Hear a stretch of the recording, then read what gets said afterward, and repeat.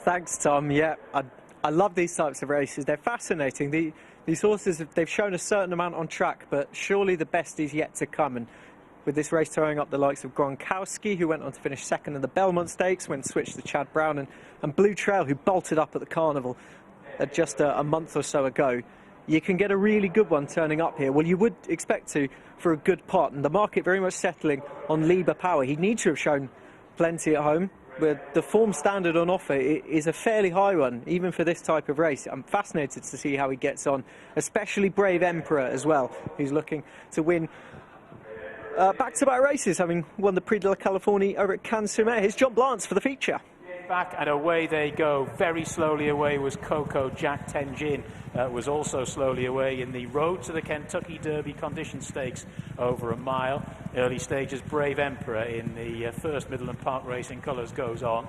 To up the inside, Killybegs Warrior in the orange jacket. Now just being snagged back a little bit is Alza here, who's taken into third spot. Then Metal Merchant in the two-tone green colours races in fourth. Lieber Power, Rasheen Murphy in the blue and white colours towards the rear of the field, as is Tenjin, and Coco Jack is right at the back. So they make their way down towards the end of the back straight, and it's Killybegs Warrior just about the leader to Brave Emperor around the outside in second.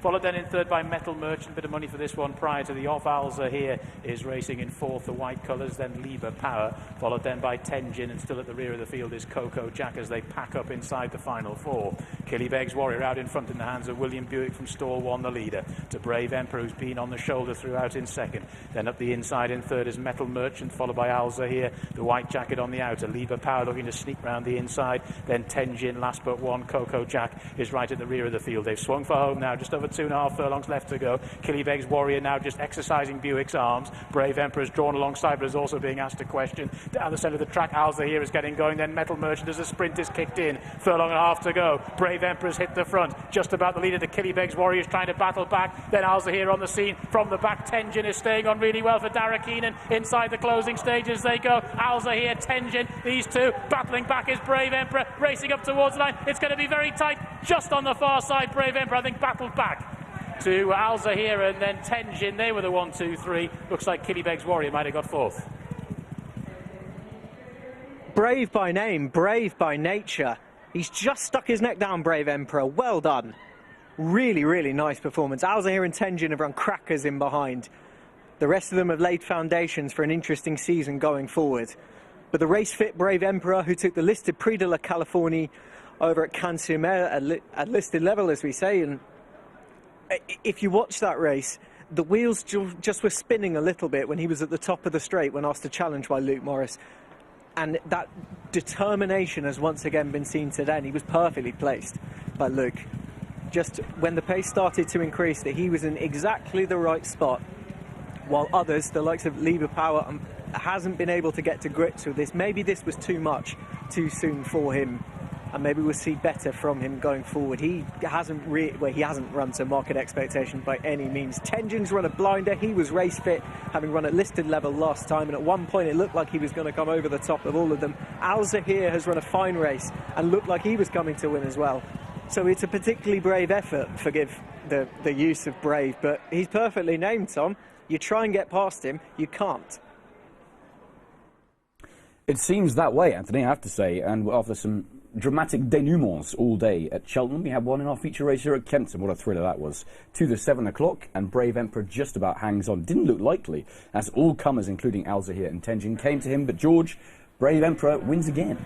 Yeah, the first thing to note is I don't think the pace was that strong. You can see Moriss broke extremely well on the winner, Brave Emperor, from stall 4, and William Buick sort of snuck up the inside from stall 1 on Killybegs Warrior and ensured that the race was run at just a sensible pace. Robert Havlin was able to tuck in behind Luke on his mount, and Luke was just clicking along at sensible fractions, keeping the pace relatively honest. Williams' colt just ducked at the rail there where the cutaway for the 5 furlong shoot is, and Luke, once he sort of got into the top end, he just gradually moved up to his girth and just kept it a relatively steady, even gallop. Yeah, absolutely right. And at this point we take it up. I mean, unfortunately for you, your selection, Coco Jack, completely missed the kick, didn't he? Which didn't. I mean, that was pretty much his chance gone, I think.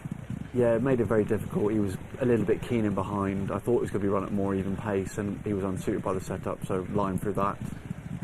Horse that's really run well is Tenjin of John Ryan's. Second start for him since leaving Marco Botti, and I'm sure they'll be very, very pleased how he's shaped.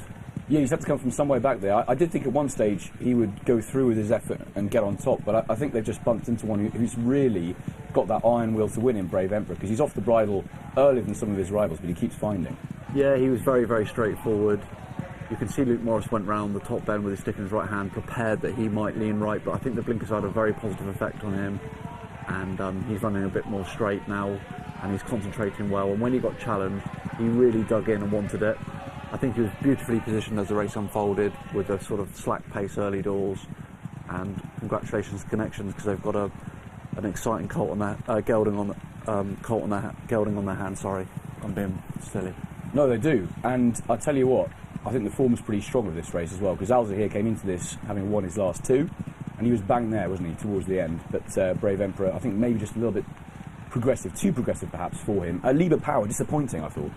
Yeah, very disappointing. This is a deeper race than we won last time. He's had a bit of a break. I would have thought that he'll be a bit more streetwise for next time. Indeed. Just going to have a look at the head-on in a minute, I think, because there might be some interference. I think there has been a steward's call between the front three, so we'll have a look at that in a second. But yeah, I think Killibeg's Warrior's not run badly at all after a hefty old break. I think there's plenty of encouragement to be taken from that run.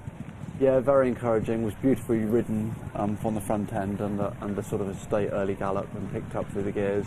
And I would have thought it would benefit a little bit more for the run.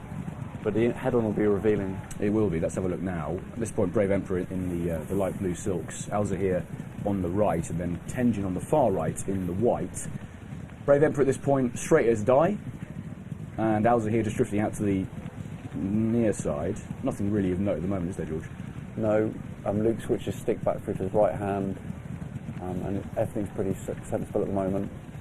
At this point, though, Brave Emperor starts to drift over, making Alza here and Tenjin also drift slightly, but there's not really any proper interference, though, I wouldn't say. What do you think?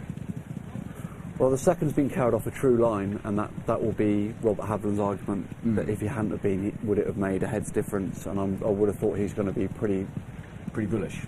Well, he'll be fighting his case. Yeah. Well, let's have a look at the scout angle, because this should be fairly revealing as well. Brave Emperor, to his credit, has kept straight for most of the home straight. It's just towards the very end, isn't it? He kind of swerves off a little bit, and Alza here in turn swerves off too. I don't think the result would have been different personally. I think it probably would have been a win for Brave Emperor nonetheless. But we'll just see what the stewards say. I'd agree with that. I think it would be very hard to turn it around.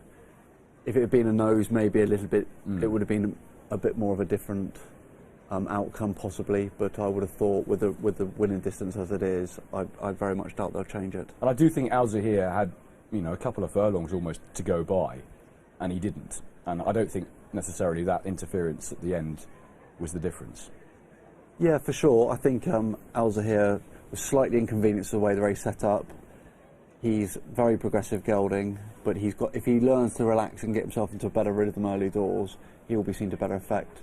And I think the winner was best on the night. Yeah, I would absolutely agree with that. A very tough performance there. Steward's inquiry pending. We'll give you an update on that as and when we get it. But at the moment, 3-1. Brave Emperor is the winner for Luke Morris and Archie Watson. Well done to Midland Park Racing LX.